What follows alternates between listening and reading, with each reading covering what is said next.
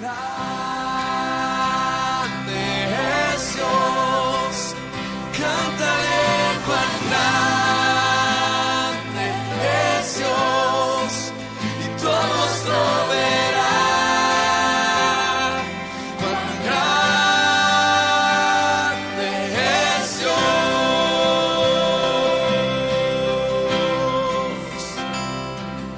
El esplendor de un rey,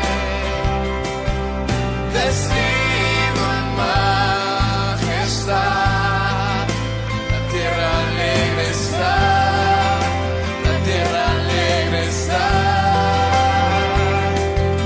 Cubierta está de luz, venció la oscuridad y tiembla su voz, y tiembla su voz. Cuán grande es Dios, cántale cuán grande es Dios, y todos lo verán. Cuán grande es Dios. Ezequiel 22, capítulo 22.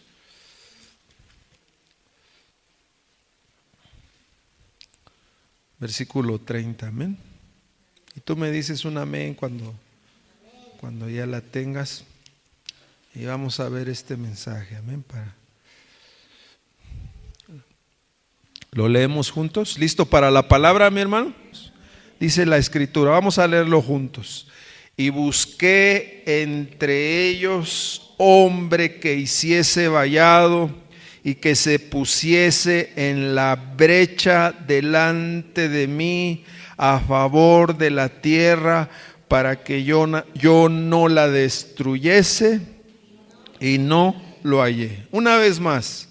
Y busqué entre ellos hombre que hiciese vallado y que se pusiese en la brecha delante de mí a favor de la tierra, para que yo no la destruyese, y no lo hallé. Amén, hermanos. Vamos a meditar este versículo. ¿Y qué nos habla? Dios se está dirigiendo a través del profeta Ezequiel a su pueblo en tiempos oscuros, mi hermano, donde el pueblo había caído en muchas situaciones vergonzosas. Y entonces Dios envía su palabra, y algo que Él muestra a su pueblo a través de este profeta es esa necesidad de poder ayudar a su pueblo en su condición. ¿Y qué dice la palabra? Dice, busqué entre todo el pueblo, entre ellos, entre mi pueblo, un hombre que hiciese vallado, que hiciese brecha. ¿Qué significa vallado? Que se pusiera delante de mí. Vallado es como un cerco, mi hermano. Es como un muro, un hombre que se levantara. Dios buscaba un hombre que se levantara y levantara un cerco. ¿Por qué? Porque no había cerco en medio de su pueblo, no había muros. Y dice que brecha. ¿Qué significa brecha? Camino es cuando abres ahí camino, ¿no? ¡Fum! Cuando siembran ahí, preparan la tierra, ¿qué hacen ahí los surcos, no? Preparan ahí el camino, ¿no? Y es abrir brecha, abrir camino. ¿Qué representa? Interceder. ¿Qué representa vallado? Levantar muro. Sí, mi hermano. En aquellos tiempos, recuerden que los pueblos, las naciones, tenían costumbres, y una de esas costumbres eran estrategias. Y por ejemplo, Jerusalén, dice que hacían murallas, mis hermanos, hacían murallas. Levantaban ahí, estaba el pueblo, pero el pueblo estaba ¿qué? Rodeado de murallas y puertas sobre las murallas, donde había que atalayas, donde no podía entrar cualquier persona. Y entonces la nación, el pueblo que no estaba amurallado, ¿qué era lo que sucedía?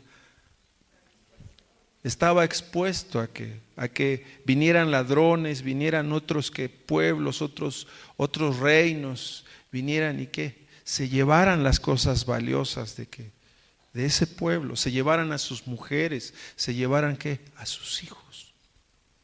Eso era lo que en este tiempo la forma como se vivía, la costumbre, la mentalidad que tenían ellos. Y entonces, en este tiempo de Ezequiel, Dios habla a su pueblo, pero Dios advierte a su pueblo. Dios le viene hablando al pueblo de su condición y la necesidad de que su pueblo buscara al Señor y dejara esas cosas que estaba practicando. Vamos ahí donde estamos, vamos ahí al versículo. ¿Qué era lo que estaba pasando, por ejemplo? 26, ¿qué dice? ¿Qué hacían? ¿Qué hacían los sacerdotes? Habían violado mi ley. ¿Qué hacían los sacerdotes? Habían contaminado el santuario del Señor. Y entre lo santo y lo profano no hicieron ¿qué? Entonces, esos líderes religiosos que tenían una responsabilidad de estar velando en medio del templo de Dios se habían corrompido, mis hermanos. Y de repente había situaciones y trataban el asunto con liviandad. No pasa nada. Había problemas ahí. Es un pecadito chiquito. No, había que guardar la palabra de Dios. Había que confrontar al pueblo con la palabra de Dios, con los mandamientos. Y ellos mismos habían violado la ley. ¿Qué más sigue diciendo? No habían guardado los días de reposo y habían profanado el lugar ¿Qué habían? 27, ¿qué dice de los príncipes? ¿Qué representan los príncipes? Porque ya vimos los sacerdotes, ahora vamos a ver los príncipes. Los príncipes en medio de ellas son como lobos que arrebatan la presa, derramando sangre para destruir las almas, para obtener ¿qué? Eso es lo que estaba pasando. ¿Quiénes son los príncipes? Eran hombres en medio del pueblo de Dios, hijos de personas que tenían un cargo político, que tenían un lugar arriba, que tenían un liderazgo. Entonces, ¿qué hacían los hijos? No conocían la palabra y hacían lo que querían. ¿Eran qué? O sea, eran injustos, hacían lo que querían. 28, ¿qué dice? Sus profetas recubrían con lodo suelto, profetizaban vanidad, adivinándoles mentiras, diciendo: así ha dicho Jehová, y Jehová. Entonces, ahora, ¿de quién está hablando? De los profetas. Hablaban lo que Dios no hablaba. ¿Y qué hacían los profetas? Hacían sentir al pueblo que estaban bien. ¿Sí me entienden? Estamos bien, hermanos, vamos bien. No pasa nada con lo que estás haciendo. Y entonces era así como que apapachaban al pueblo de la vida que llevaban y no pasaba nada.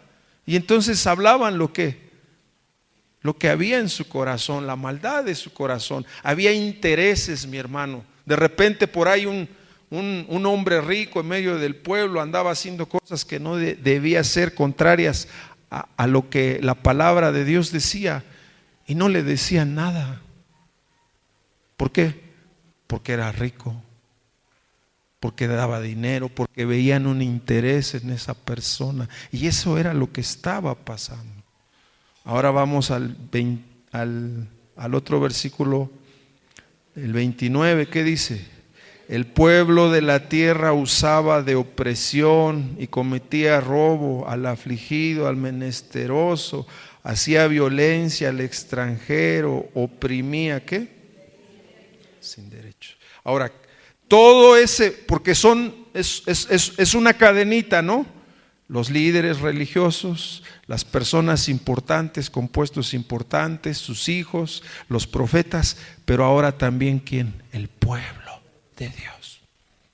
Y esa era la causa por la que Dios, a través del profeta, en este versículo, Dios hablaba y decía: yo no veo a nadie que interceda, a nadie que levante muro, que defienda mi obra, que defienda mi palabra, que me busque, que se ponga delante de mí y pueda sentir la carga del pecado en el que el pueblo de Dios y sus líderes estaban. Ya vamos entendiendo, mi hermano. Amén. Amén es que vamos entendiendo, ¿no? Pero ese era el fruto. Entonces Dios a través de su palabra expone la necesidad del pueblo, la corrupción, la condición del pueblo. ¿Y el pueblo qué? No hacía nada. Yo estoy bien, no pasa nada. Y entonces Dios dice: ¿cómo me gustaría que en medio de mi pueblo se levantara un hombre o una mujer que pudiera ver a través de mi palabra la gran necesidad y lo que le viene a mi pueblo por esa causa? Atrasito, mi hermano, ahí en el verso 14 y 15. Fíjese lo que les pregunta, lo que le pregunta a su pueblo. Y le dice: ¿estará firme tu corazón? ¿Serán fuertes tus manos en los días que yo proceda contra ti? Yo, Jehová, he hablado y lo haré. Te dispersaré por las naciones y te esparciré por las tierras y haré fenecer de ti tu inmundicia. ¿Cuál era el resultado de toda esta corrupción? Te voy a dispersar. ¿Y cómo le pregunta a través del profeta a su pueblo? ¿Estás fuerte para lo que va a venir? ¿Estás firme en seguir llevando esa vida que llevas? Porque va a pasar esto. La desobediencia va a traer consecuencias. ¿Y qué era? Que el pueblo iba a ser cautivo 70 años en Babilonia. Iba a ser conquistado, iban a llegar hasta el santuario, y se cumplía lo que Dios les venía avisando a su pueblo. Amén. Vamos ahí a Nehemías capítulo 1. Nehemías capítulo 1. Por favor. Y vamos a seguir viendo este contexto, esta historia del pueblo de Israel. Perdón, antes de ir a Nehemías, vamos a Jeremías 29. Vamos a ver. Porque todas estas profecías, todo esto que Dios habló, fue en ese tiempo oscuro donde el pueblo de Dios se había rebelado contra su Dios, donde había abrazado a los dioses de las otras naciones. Amén.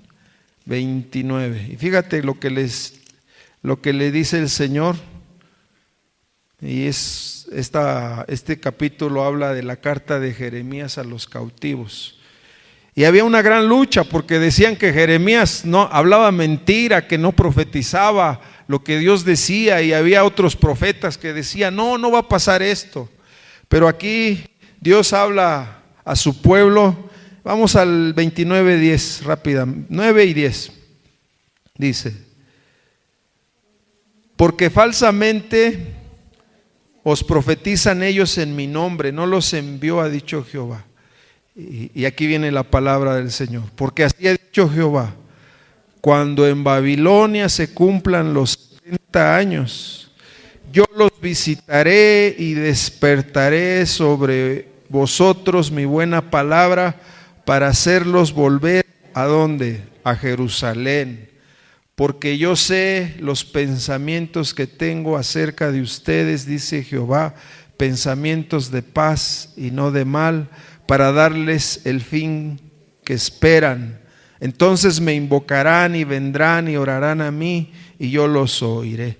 y me buscarán y me hallarán, porque me buscarán de todo su corazón.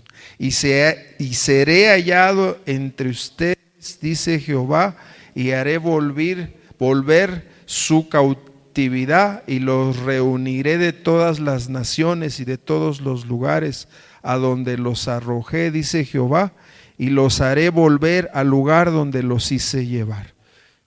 ¿Qué está hablando? Jerusalén. Y entonces, ¿cuántos años iban a estar cautivos por causa de su desobediencia? 70 años. Y Dios venía avisando a través del profeta Ezequiel, a través del profeta Jeremías, a través de sus profetas. Dios venía hablando a su pueblo: mira esta necesidad, te viene esto. ¿Y sabes qué pasó con el pueblo? No creyó. No creyó. Y entonces ahora el profeta Jeremías aquí viene con esta palabra. ¿Por qué? Porque todavía no sucedía, pero ya faltaba poco para que sucediera. Entonces vino Nabucodonosor, sitió y conquistó a Israel.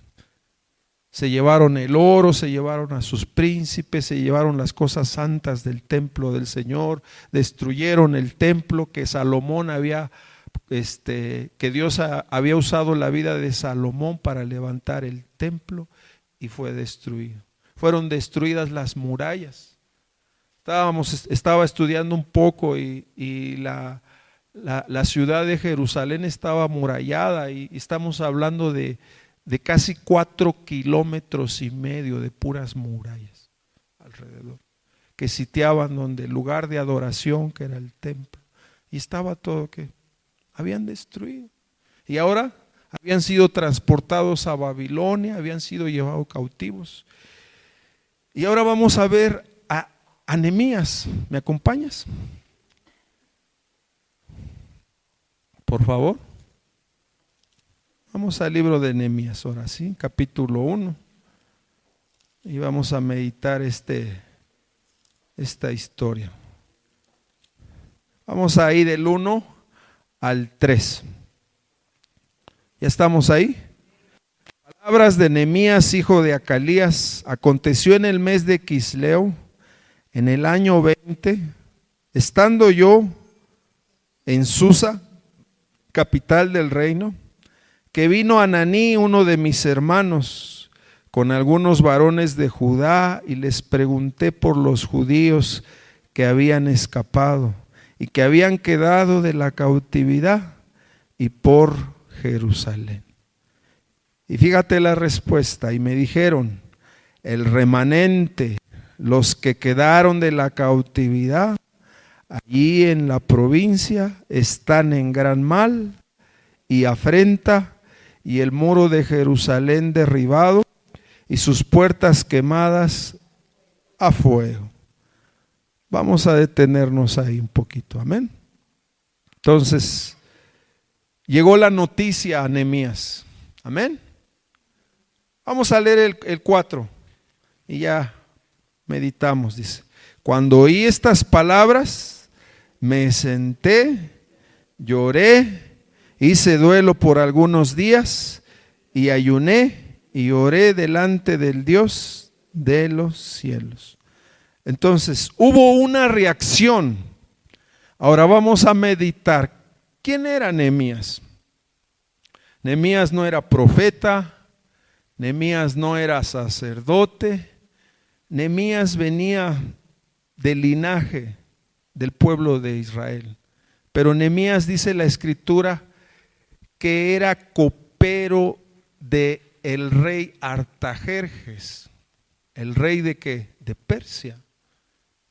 Y Nehemías era el copero.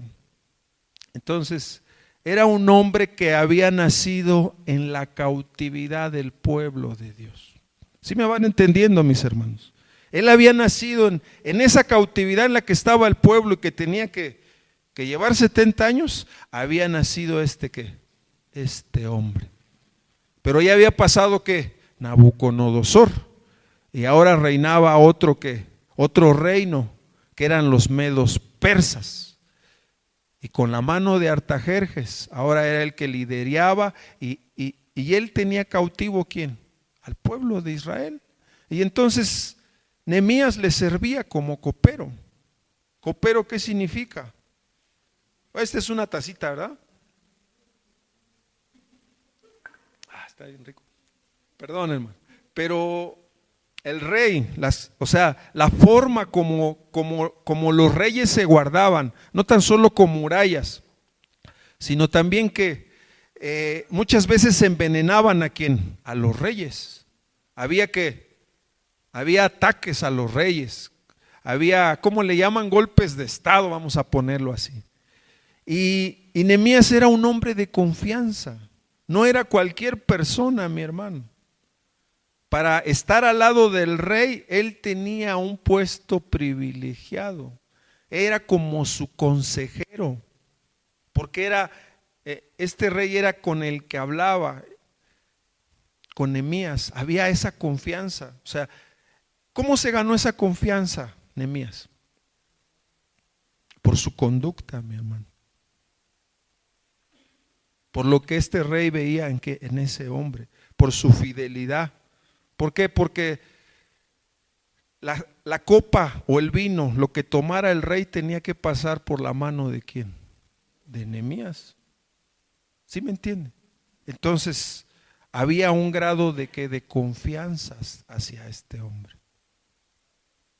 Entonces de alguna manera él era un hombre importante en medio de este tiempo donde en este tiempo era la nación más poderosa que había. Y ahí estaba ¿quién? Nehemías. ¿Sí vamos entendiendo, mi hermano? Estamos hablando un poquito de historia. Nehemías es un libro histórico.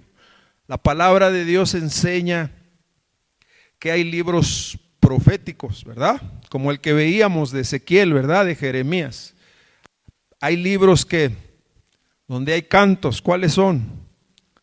Salmos, ¿verdad?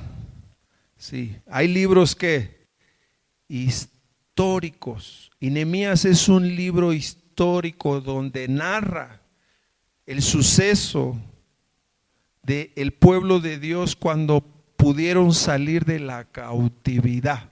¿Sí me van entendiendo? Pues subir un poquito, hermano. ¿Sí me escuchan, hermanos? Ahora dice que, un poquito menos, dice que fue en el mes de Quisleo. Meditando un poco la palabra, el mes, estamos hablando, bájale más, hija, estamos hablando más o menos los meses eran a mitad de mes de nosotros. Entonces el mes de Quisleo consistía a la mitad de noviembre a la mitad de diciembre. Ese era el mes de Quisleo. Amén. Y vamos ahí al capítulo 2, versículo 1 de Nehemías. Y dice la palabra: sucedió en el mes de Nisán, en el año 20 del rey Artajerjes. Y aquí ya menciona otro mes, que estando ya el vino delante de este rey, tomé el vino y lo serví al rey. Y como no había estado antes triste en su presencia, me dijo el rey: ¿por qué está triste tu rostro? Pues no estás enfermo, no es sino quebranto de corazón. Entonces temí en gran manera. Verso 3, y dije al rey: para siempre viva el rey. ¿Cómo no estará triste mi rostro cuando la ciudad, casa de los sepulcros de mis padres, está desierta y sus puertas consumidas? ¿Por qué? Entonces, capítulo 1, mes de Quisleo. Capítulo 2, ahora estamos viendo mes de Nisán. ¿Sabes cuántos meses habían pasado? 4 meses. Desde que Nehemías recibió esa noticia. Esa noticia produjo algo en el corazón de este hombre. Este hombre era un hombre laico. ¿Qué significa laico? Que en medio del pueblo había profetas, había sacerdotes, había levitas. Pero este hombre nada tenía que ver con ¿qué? Con todo eso. Solo era el copero del rey, había nacido de la cautividad, pero de repente vino algo que tocó su corazón. Vino una noticia que cargó su corazón por la necesidad de su pueblo. Una reacción, hermano. Hubo una reacción, hubo una pregunta y hubo una reacción. Porque ¿quién fue el que preguntó? Él, ¿verdad? Y dijo, ¿cómo está Jerusalén? ¿Cómo están los que habían regresado? Ahora voy a explicar esta parte. 70 años, mi hermano. Más de 70 años. Cuando destruyeron el templo de Salomón, los babilónicos, no hubo adoración. ¿Qué representaba el templo? Donde llevaban ¿qué? Sus ofrendas por pecado, sus ofrendas, lo que leíamos en Deuteronomio. Pero ¿qué representaba el tiempo? Donde el pueblo se alegraba delante del Señor, donde se reunían como pueblo de Dios. ¿Para qué? Para tener esa comunión ¿con quién? Con Dios. Porque ¿quién estableció eso? Dios. Entonces, ahora, ¿qué me enseña esto, mi hermano? Que Dios, a través de todos los tiempos, Dios siempre que ha procurado un remanente.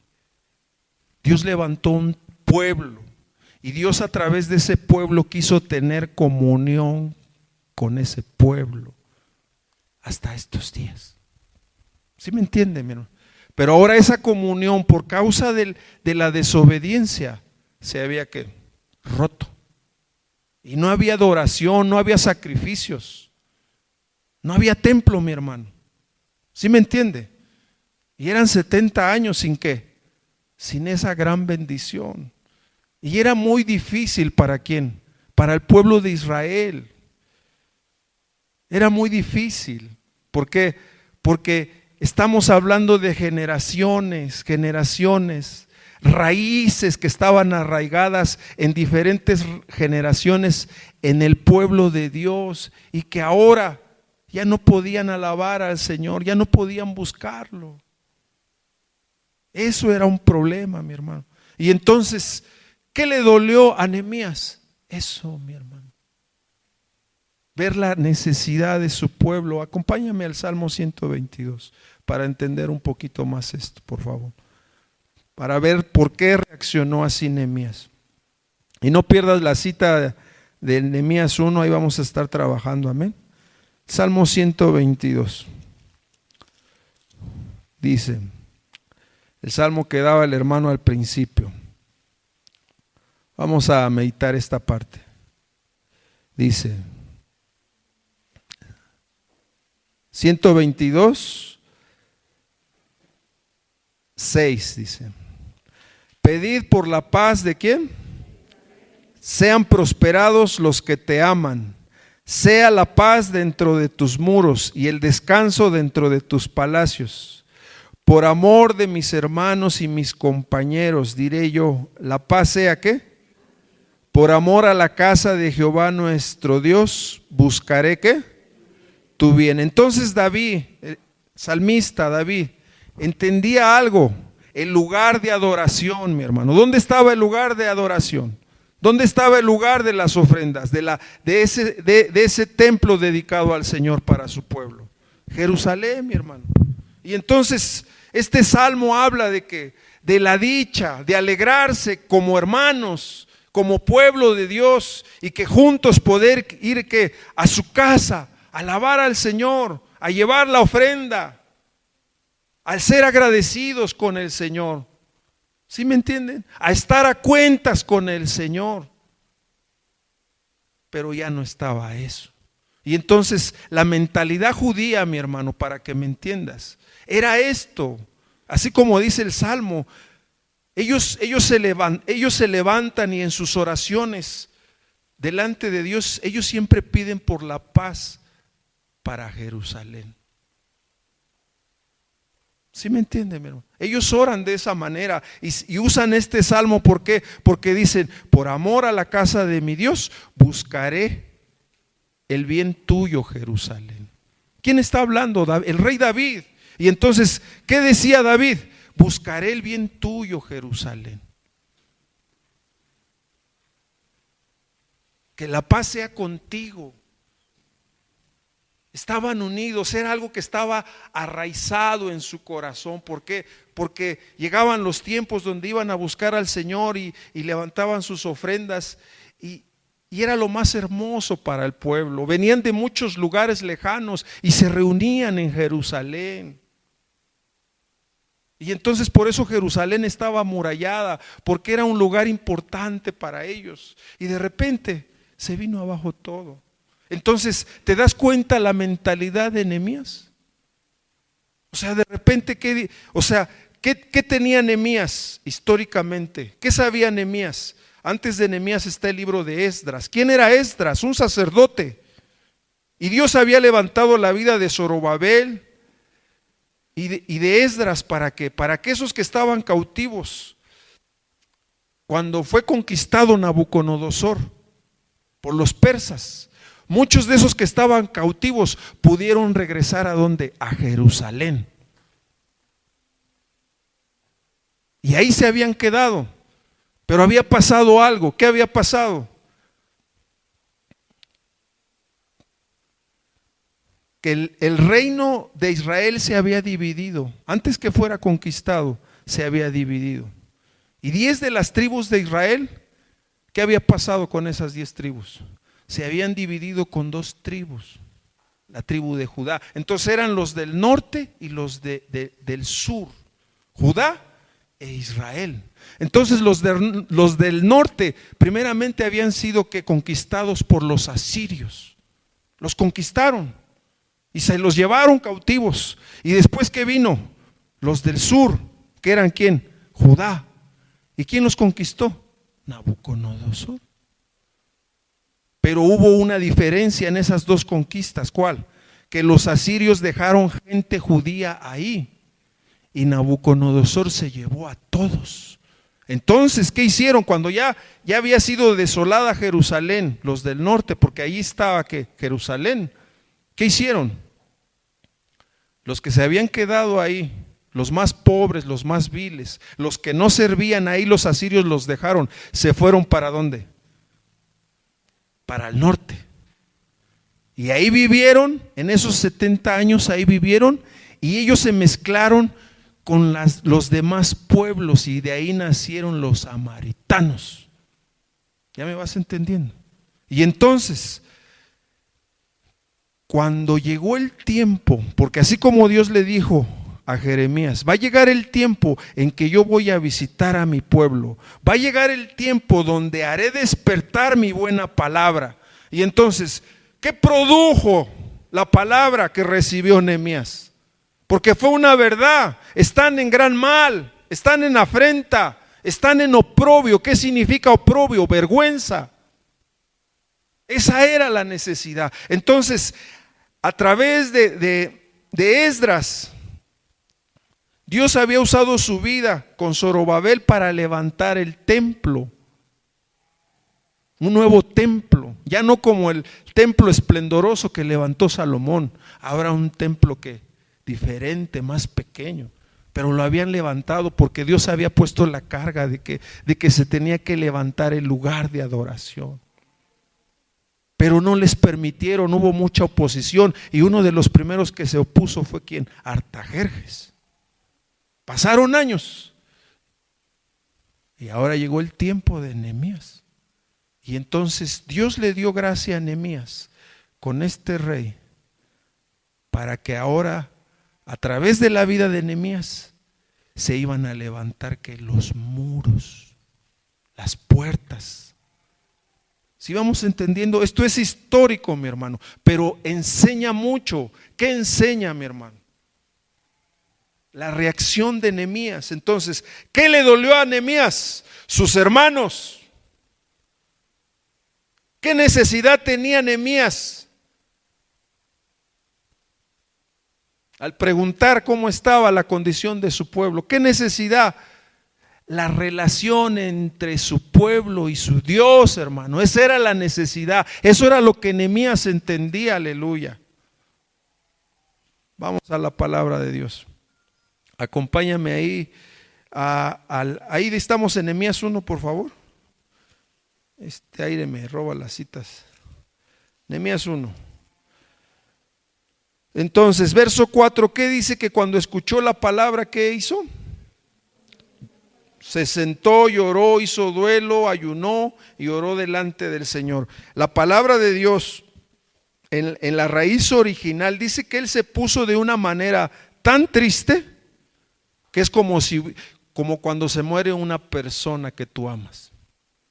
Cuando hay un duelo, cuando hay una pérdida. De esa manera fue su reacción. Primera de Corintios. Segunda de Corintios 7:10. ¿Puedes poner, hermana? Por favor. Rápidamente. Ya salí de este rollo histórico, pero que esto fue lo que sucedió, porque la tristeza que es según Dios produce ¿qué? Arrepentimiento para salvación. La tristeza que viene de Dios, ¿qué va a producir? Para salvación. ¿Qué se produjo en el corazón de este hombre? Una tristeza, mi hermano. ¿Pero para qué? Para arrepentimiento. Vamos a leer. Verso 5. Verso 6 dice: esté ahora atento tu oído y abierto tus ojos para oír la oración de tu siervo que hago delante de ti de día y de noche por los hijos de Israel tus siervos. Y confieso los pecados ¿de quién? De los hijos de Israel que ellos cometieron. ¿Sí dice así?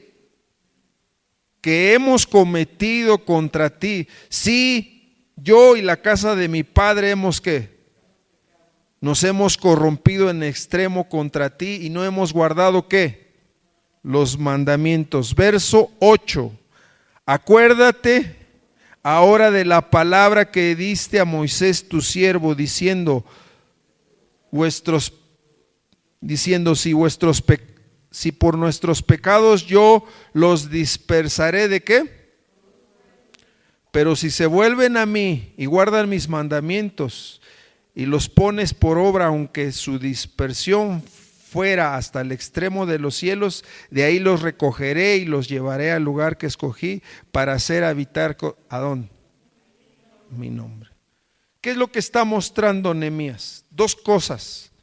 ¿Puedes poner Levítico 26:33, hermana? Rápidamente.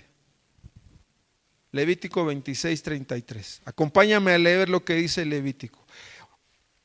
Nehemías está haciendo una oración. Y él menciona algo que dice en Levíticos 26:33, hermana.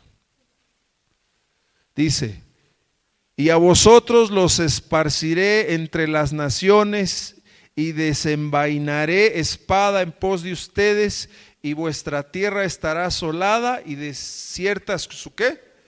O sea, ellos ya estaban avisados que si no guardaban la palabra, que si no buscaban al Señor y empezaban a hacer, iba a pasar esto. Ahora Deuteronomio capítulo 30, por favor, hermano.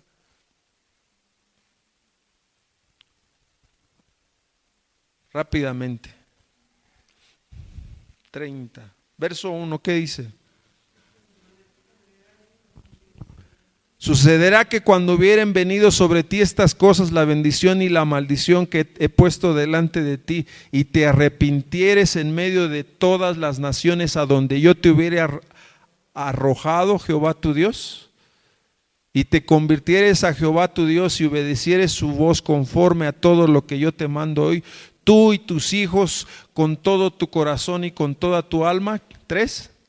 Entonces Jehová hará volver a tus cautivos y tendrá misericordia de ti y volverá a recogerte de entre todos los pueblos a donde te hubiere esparcido Jehová tu Dios. ¿Ya me van entendiendo? Él empezó a orar y él empezó a reconocer que todo lo que había pasado era por causa de su pecado, de su desobediencia. Ya estaba escrito, mi hermano. Y Nehemías lo sabía. ¿Qué significa esto, mi hermano? ¿A dónde vamos con la palabra, con todo esto? Vamos a ir atando cabos. ¿A dónde vamos a ir? Era un hombre entendido en la palabra. Era un hombre que entendía lo que estaba pasando. Entendido en los tiempos. Él entendía por qué estaban así. Pero ¿cuál fue su dolor? ¿Cuál fue su necesidad? Restablecer los muros, restablecer la adoración y la comunión con su Dios. Era lo más importante. Ahora, ¿qué enseña esto, Nehemías? Una reacción por un entendimiento. Por eso Ezequiel decía que Dios buscaba un hombre que hiciera vallado, que levantara muros, un hombre que hiciera la diferencia.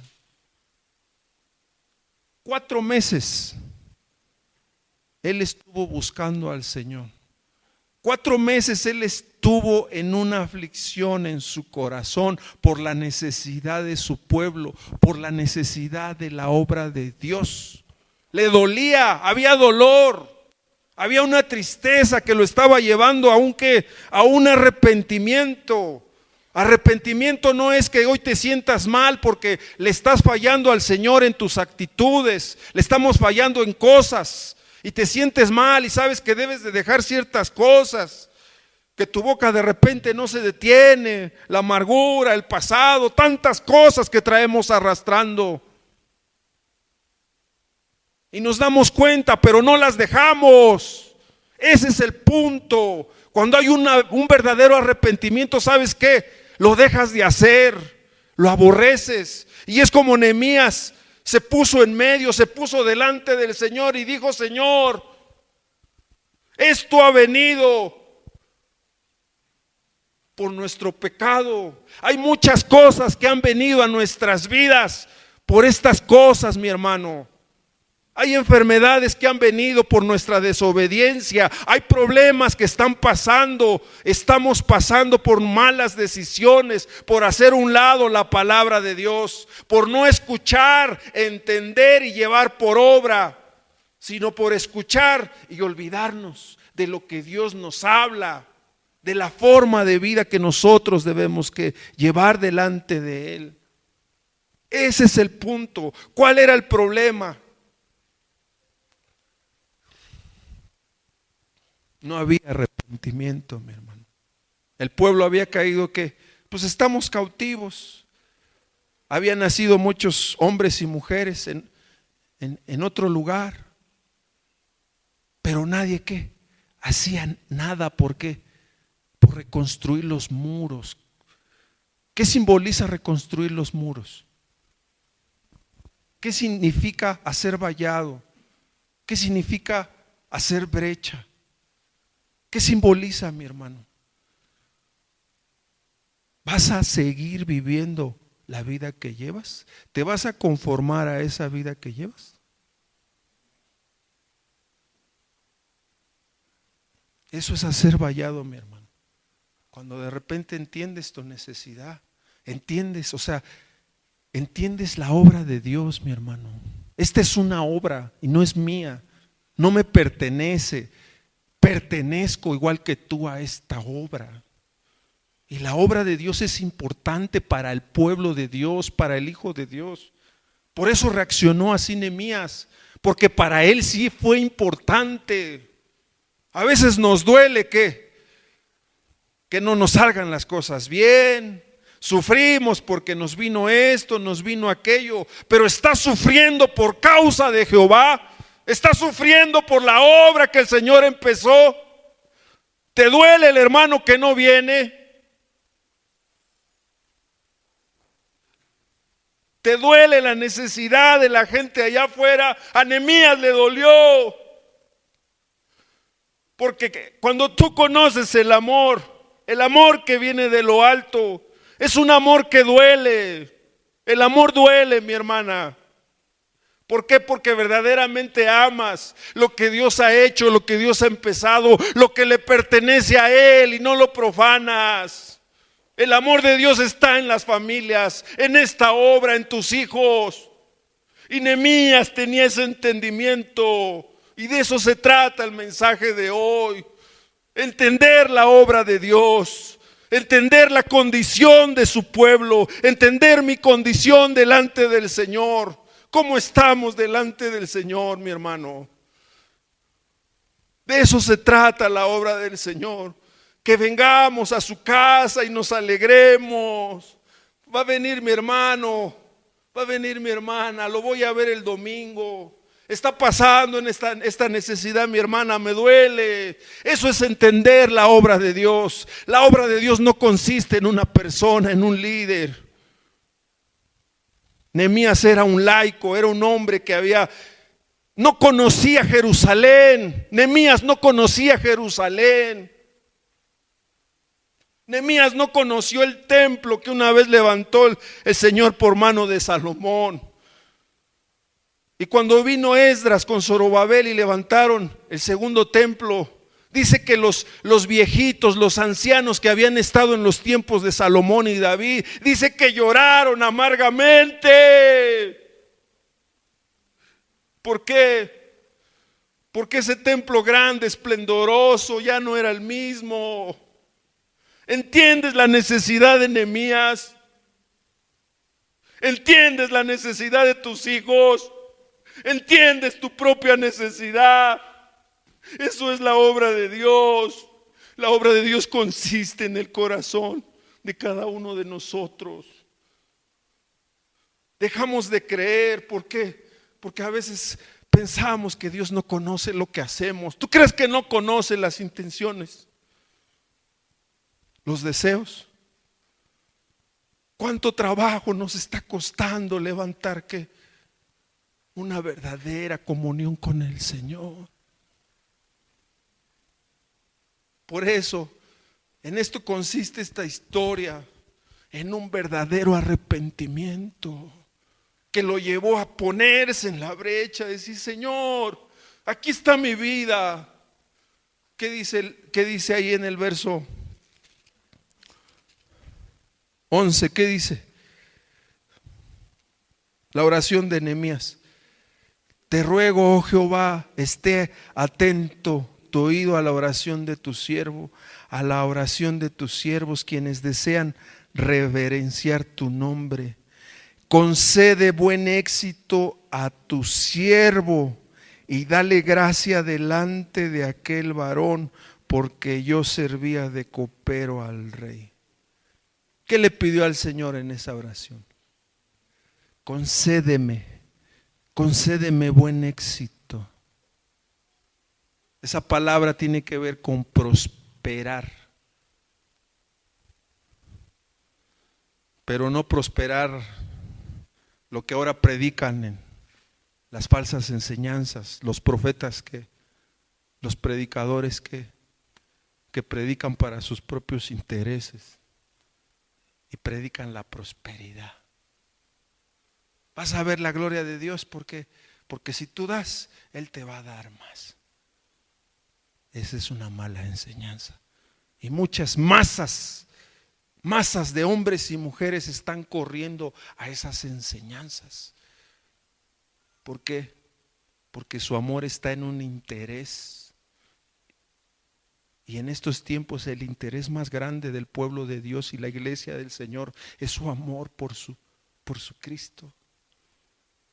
Porque cuando yo entiendo lo que Cristo hizo por mí, lo que padeció, la forma como Él que sufrió por mí, enfrentó un oprobio, enfrentó vergüenza. Cuando yo entiendo eso, su muerte, su resurrección, su venida, ¿sabes qué va a pasar? Entiendes la dicha del perdón, la dicha de la salvación que Él te dio. Y por eso le servimos, por eso diezmamos, por eso ofrendamos, por eso venimos a los cultos, por amor a su nombre, porque Él prometió que su nombre habitaría en medio de su pueblo. En este lugar invocamos el nombre del Señor. Se cumplió su palabra. Pero ahora Nehemías, ¿qué le pide al Señor? Señor, concede buen éxito. Hermano, ore por mí. Suben al WhatsApp: Hermano, oren por esto, oren por aquello. A veces se nos olvida, a veces nada más contestamos amén. No sentimos la carga.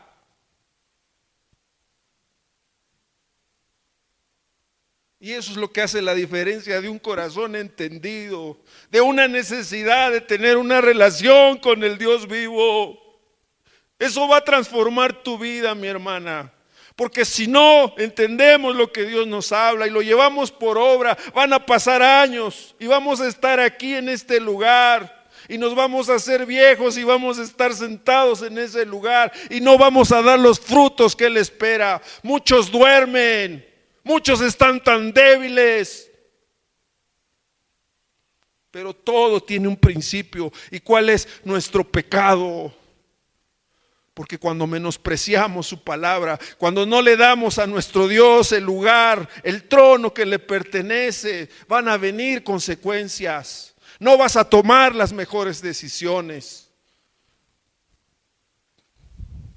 Vamos a buscar que las cosas de esta vida, nos vamos a enredar en ellas, pero nuestra vida está escondida en Cristo, mi hermano.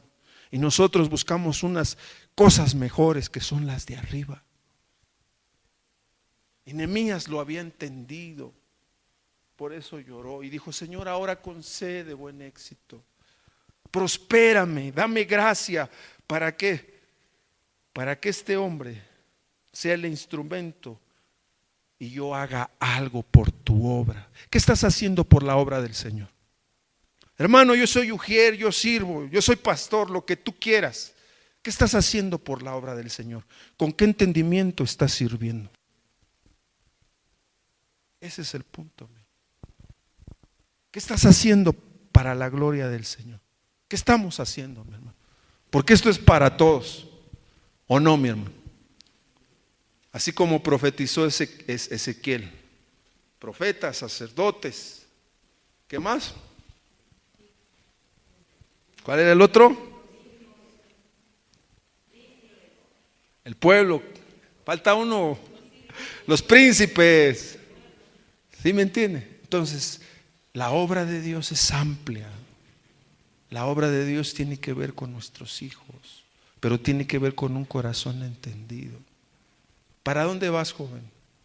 Mientras tu interés sea buscar tus propios deseos, hermanos, hermanas, lo que crees que es mejor para ti, y hagas a un lado tu fe, que te va a llevar a la vida eterna, que te va a llevar a una vida no viciada con esas cosas que hay aquí en esta carne, sino una vida en plenitud, mi hermano, donde en Cristo estamos completos, porque Él lo llena todo en todos, y no le faltará nada a aquellos que lo buscan.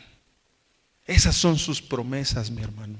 Y qué hermoso, hermana Fer, ayúdame con la. Qué hermoso es poder reconocer. ¿Sabes qué significa Nehemías? Porque su nombre tiene un significado. Dios ha consolado. Había llegado el tiempo en que Dios iba a cumplir su palabra, iba a visitar a su pueblo. ¿Y qué hizo en el corazón de este hombre? Despertó su palabra. Así como despertó el espíritu de Zorobabel para sus propósitos, ahora Dios estaba despertando a Nehemías. Aquí adentro había algo que ardía, mi hermano. Hermano,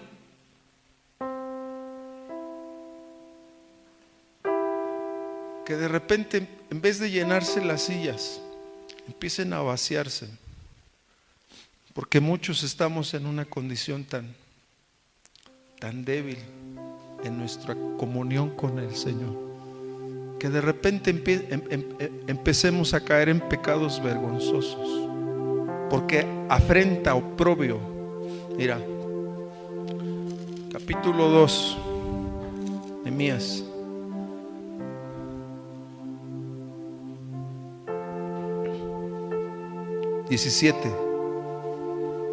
¿Lo podemos leer juntos?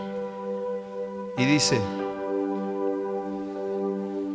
les dije pues, ¿a quién se está dirigiendo Nehemías? Al remanente que estaba ahí, hermanos, en Jerusalén. Y les dice: ¿Vosotros ven el mal en que estamos? Que Jerusalén está desierta y sus puertas consumidas por el fuego. Venid, edifiquemos el muro de Jerusalén y no estemos más en oprobio. No me quiero hacer viejo intentando agradar a Dios y que mis hijos digan: ay, el hermano fue pastor, pero no salió ni siquiera de Jilotepec, no pudo levantarse otra obra. Esos son intentos. La obra de Dios es una visión específica que requiere un compromiso, que requiere responsabilidad, que requiere seriedad, mi hermana. ¿Por qué? Porque nuestros hijos son de gran valor. Y entonces Nehemías dijo: hermanos, yo no quiero llevar esta vida, yo no quiero seguir en esta condición. Yo no puedo servir al Señor así. Yo fui llamado con un propósito, porque esto que traigo no es mío. Dios puso en mi corazón. Nehemías lo dice ahí en el capítulo 2, ahí en el verso 12. ¿Qué dice, mi hermano? Y me levanté de noche yo y unos pocos varones conmigo, y no declaré a hombre alguno lo que Dios había puesto en mi corazón que hiciese. ¿Dónde? Ni había cabalgadura conmigo, excepto la única con la que yo cabalgué. Pero ¿qué me enseña este versículo? Que él fue prudente. A veces vamos a hacer esto, vamos, y nos jactamos, mi hermano, pero solo son intentos, vanidades ilusorias, dice el libro de Eclesiastés.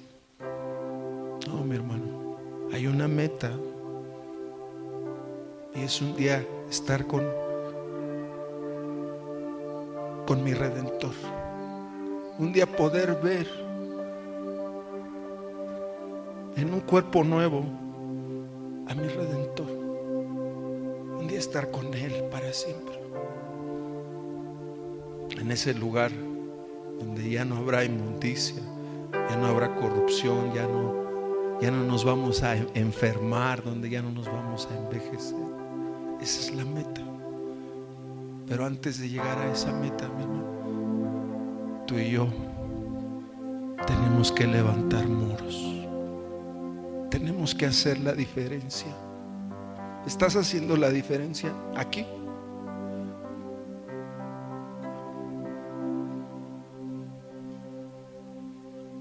Dani, ¿estás haciendo la diferencia aquí?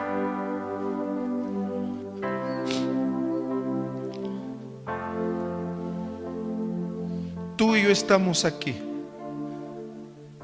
porque Dios puso el querer como el hacer en su voluntad.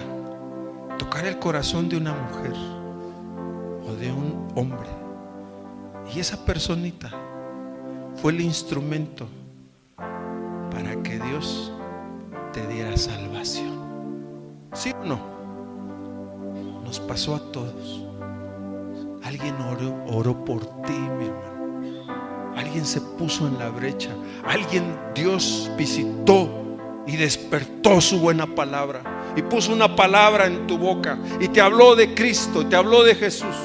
¿Y qué fue lo que sucedió? Entraste al reino de los cielos. ¿Qué significa, mi hermano?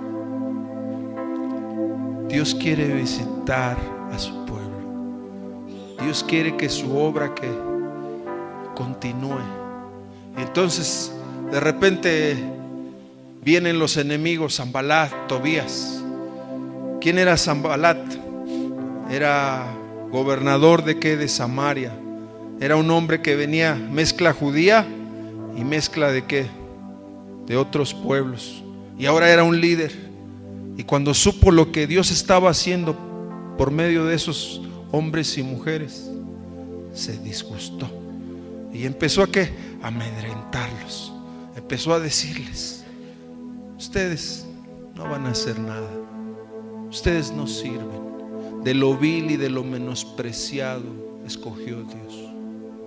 De aquel que no puede, Dios lo va a levantar para avergonzar a aquel que dice: yo soy más que tú, yo sí puedo. Y esos somos nosotros. Esos somos nosotros. Y Dios nos levantó. ¿Para qué? Para que su obra avance, mi hermano. Y entonces se levantan estos hombres adversarios del pueblo de Dios y que van contra la obra de Dios. Y Nehemías busca al Señor y le dice: Señor, fortalece nuestras manos. Tu obra tiene que seguir. Y a veces viene el enemigo y nos amedrenta. Vienen los problemas y cedemos, nos desanimamos. Y el Señor dice en su palabra: pelea, pelea por tus mujeres, pelea por tu matrimonio. Es necesario que peleemos por nuestros hijos. Pelea. Pero Señor,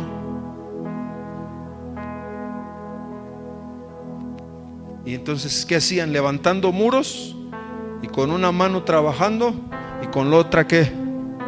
La espada, ¿verdad? Todos conocen eso, pero vamos a vivirlo, hermano. ¿Sí me entienden? Y a veces cualquier cosa que viene, no estamos dispuestos a pelear. Somos cobardes.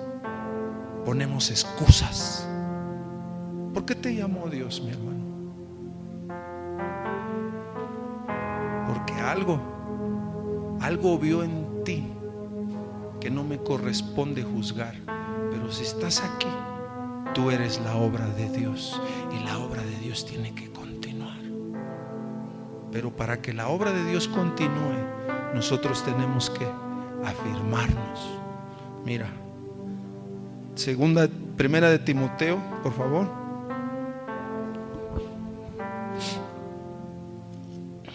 Timoteo.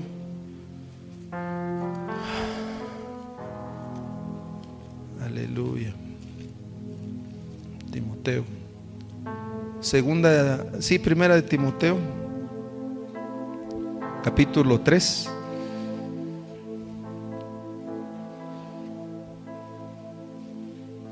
(14 y 15). ¿Lo puedes poner, hermana? Te escribo aunque tengo la esperanza de ir pronto a verte, para que si tardo sepas cómo debes conducirte en la casa de Dios, que es la iglesia del Dios viviente, columna y baluarte de la verdad. Otra vez vamos a leer este versículo. Para que sepas cómo debes conducirte en la casa de Dios, que es la iglesia de ¿qué? Del Dios vivo, columna y baluarte de la verdad. ¿Qué me enseña este solo versículo? 3 cosas muy importantes. La existencia de un Dios, el Dios vivo. ¿No dice así? Amén. Segundo, la existencia de un pueblo. ¿O no, mi hermano? ¿No dice? ¿La iglesia de qué? La existencia de un Dios, la existencia de un pueblo de Dios. ¿Y cuál es la tercera? La existencia de una verdad para caminar. La existencia de una verdad para caminar. Por eso dice, para que sepas cómo conducirte. Amén. Entonces, la existencia de un Dios, la existencia de un pueblo y la existencia de una verdad para caminar. Ahora, ¿qué significa? ¿Cómo debo conducirse? ¿Cómo debo conducirme? Tiene que ver con esto, ¿ah? ¿Cómo maneja el hermano Mario? Rápido, dicen los hermanos. Pero manejo bien, ya no he chocado. ¿Cómo conduces tu vida, mi hermano, como cristiano? Cuando menciona esto, habla debes conducirte tiene que ver con trabajar, con dirigirte y con comportarte. Otra vez, trabajar, dirigirte y comportarte. De eso está hablando. Entonces, ¿cómo nos estamos comportando aquí? ¿Cómo nos comportamos con nuestro matrimonio? ¿Cómo somos allá afuera con los demás? Hermana, deja de quejarte, mi hermano. Deja de juzgar. Deja de estar viendo nada más lo malo en los demás, lo malo. Deja de ver de esa manera.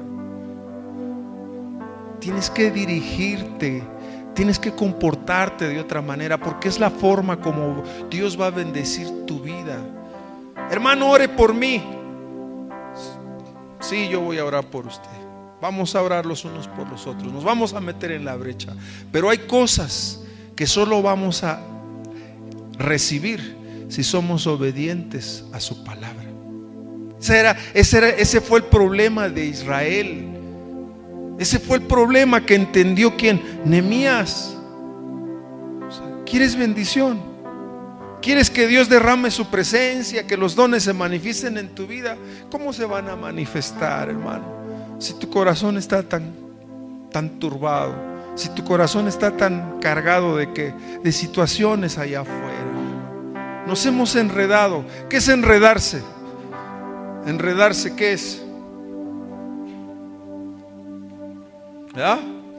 Ya me enredé con un problema, ya me enredé con otro problema. Nos enredamos con muchas cosas.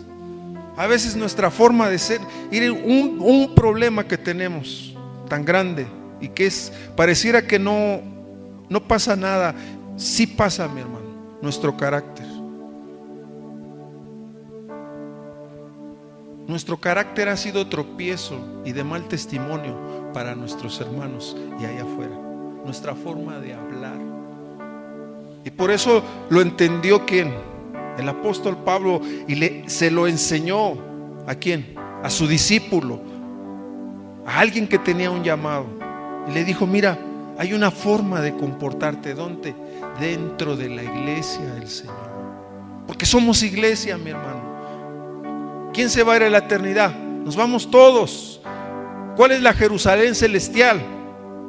La que va a descender. Aquellos que vencieron, aquellos que pelearon, que no se conformaron a estar en oprobio. Da vergüenza hablar de ciertas cosas que entre nosotros hay. Ya no más, hermano, levántate. ¿Qué es lo que nos tiene en oprobio, mi hermano?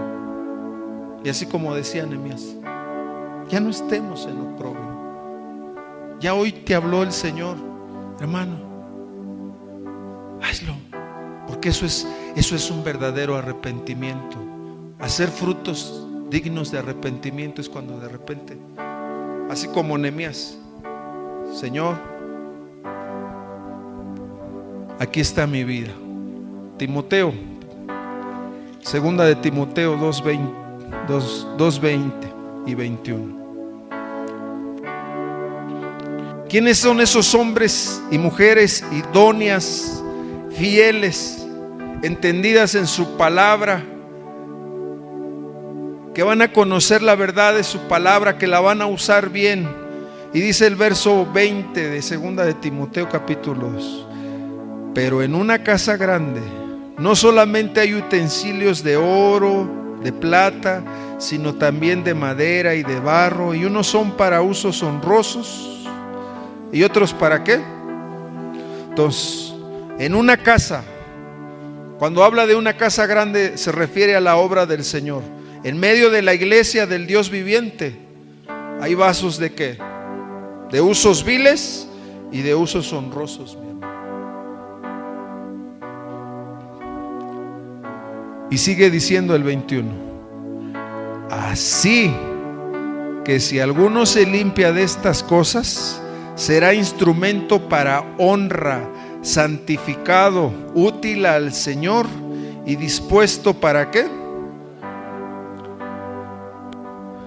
¿Qué hizo Nehemías? Dejó su puesto. Yo te pregunto, Nehemías, hermana, no conocía muchas cosas del pueblo de Israel, pero sí conocía su palabra. Y su palabra que hizo efecto en su corazón. Pero Nehemías, así como dice la palabra, él tenía un puesto importante. Él pudo haber sido indiferente, porque estaba bien, no estaba mal. Tenía buena economía, tenía buena posición, pero se negó por la obra de Dios, por la causa más hermosa que pueda recibir un ser humano: el privilegio de servirle al Señor, de ser útil para ti, Señor. Concédeme buen éxito, concédeme que vele por el corazón de mis hijos, concédeme que pelee por mi matrimonio, concédeme que le dé el consejo tuyo a este pueblo, Señor. Concédeme allá afuera predicar el evangelio, la sana doctrina. Concédeme trabajar para ti, concédeme servirte, Señor.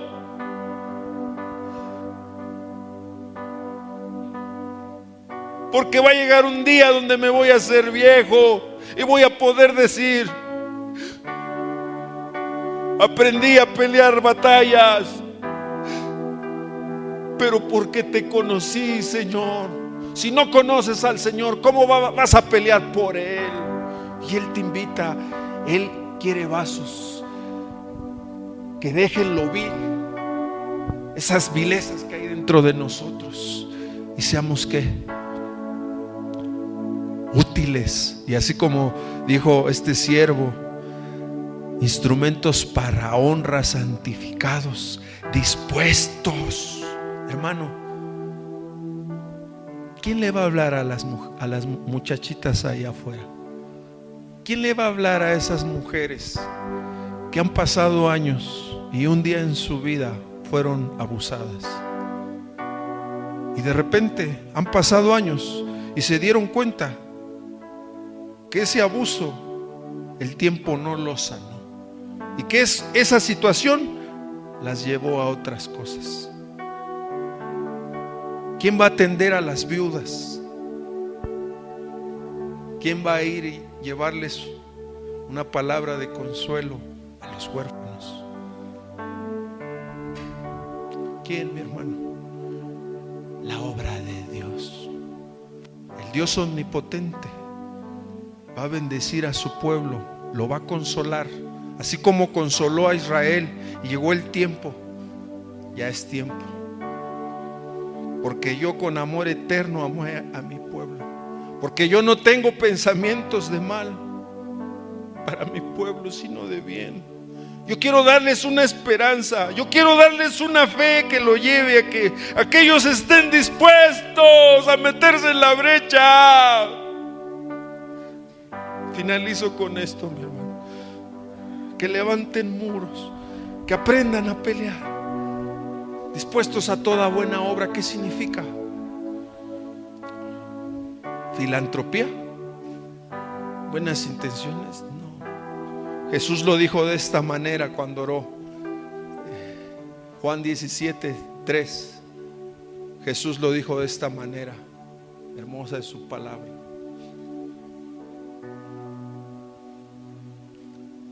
Y esta es la vida eterna, que te conozcan a ti, el único Dios verdadero, y a Jesucristo. ¿A qué? ¿Cuál es la voluntad del Padre? Que allá afuera todo linaje, toda criatura, toda etnia, toda nación pueda conocer al Dios vivo y al Cordero que fue inmolado y nos ha redimido para que tú y yo seamos reyes y sacerdotes, y que podamos con ese entendimiento entender que Él es el camino al Padre, que Él es el único que murió por el pecado, del ser humano, que el mayor problema que tienen las naciones. Proverbios, hermana, pon Proverbios rápido ahí.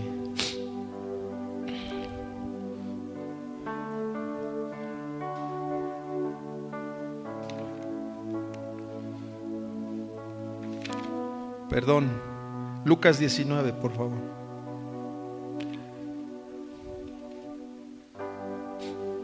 Proverbios 14:34. Y luego ya pones Lucas. Ya termino, mi hermano.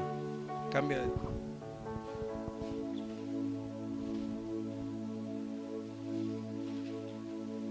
La justicia engrandece a la nación, mas el pecado es afrenta de qué.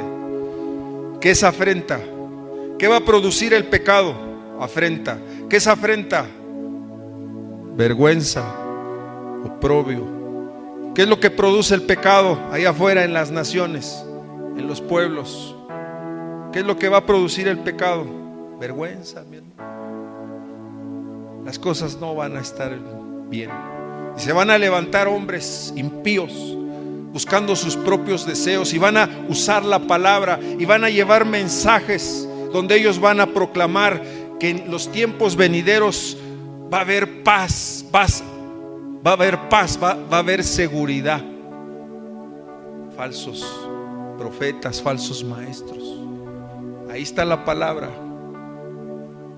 ¿Cuál es el remedio para el pecado, para la afrenta en la que estamos viviendo en estos tiempos por causa del pecado? ¿Cuál es el remedio? La sangre preciosa de un cordero sin mancha.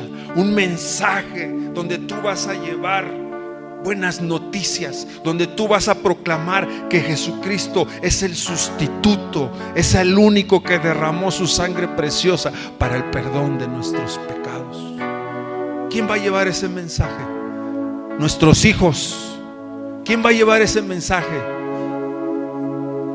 Nada más los líderes. Tú, mi hermana. ¿A quién? A tu familia.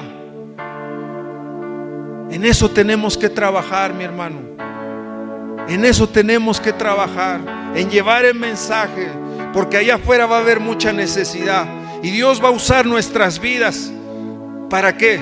Para primero entender de qué forma debo trabajar, de qué forma debo dirigirme, de qué forma debo comportarme. Dios va a trabajar primero en eso. Y hoy este mensaje es para que dejemos esas cosas que venimos arrastrando. Dale su lugar al Señor, démosle su lugar al Señor. Hay amistades que te van a corromper. Es tiempo de cortarlas. Hay cosas que tenemos que dejar, hermano. Hebreos 12, capítulo 12, verso 2. ¿Qué dice?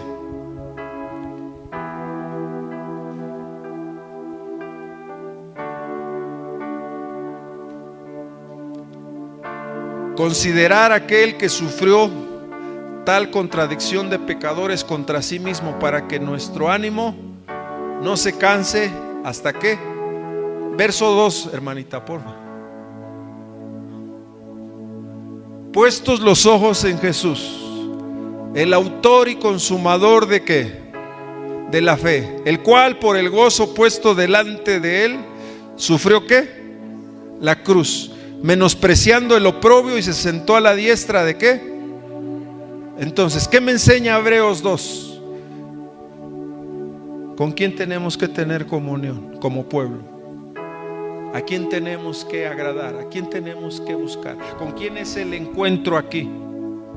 Con el Señor, hermano. Y dice, pon los ojos en Él, porque el hermano Mario te va a fallar. Porque vivimos tiempos donde ¿qué? Donde el interés en las congregaciones es hacia un líder. No, mi hermano. Cuando ese líder se da cuenta que un hermano, una hermana está poniendo su mirada en él, la responsabilidad de ese líder es exhortarlo a que ponga los ojos en quién. Y muchos líderes les gusta que los ¿qué? La Biblia dice, puestos los ojos en Jesús. Cuando hay problemas, cuando hay situaciones entre nosotros, porque va a haber, es necesario, mi hermano, El hierro con el hierro, ¿qué? Se aguza. Así el rostro de mi hermano con mi hermana, con mi hermano. Así es. Así es. Va a haber roces, pero es la forma como vamos a ser probados. Pero ¿qué tenemos que hacer nosotros? Poner nuestros ojos ¿en quién? En Jesús. ¿Y qué hizo Jesús? ¿Qué muestra? Que Él tuvo un gozo delante de Él. ¿Qué vio el Señor? Que si Él daba su vida por ti y por mí, nosotros no íbamos a recibir la paga de nuestros pecados. ¿Cuál es la paga de nuestros pecados? Maldición, muerte. ¿Qué le vino al pueblo de Israel? ¿Por qué estaba así? Vino maldición. ¿Por qué vino maldición? Por el pecado. Vamos entendiendo. ¿Y qué sigue diciendo? Menospreció el oprobio y se sentó a la diestra del trono de Dios. Verso 1, hermano. Y aquí entra nuestro problema.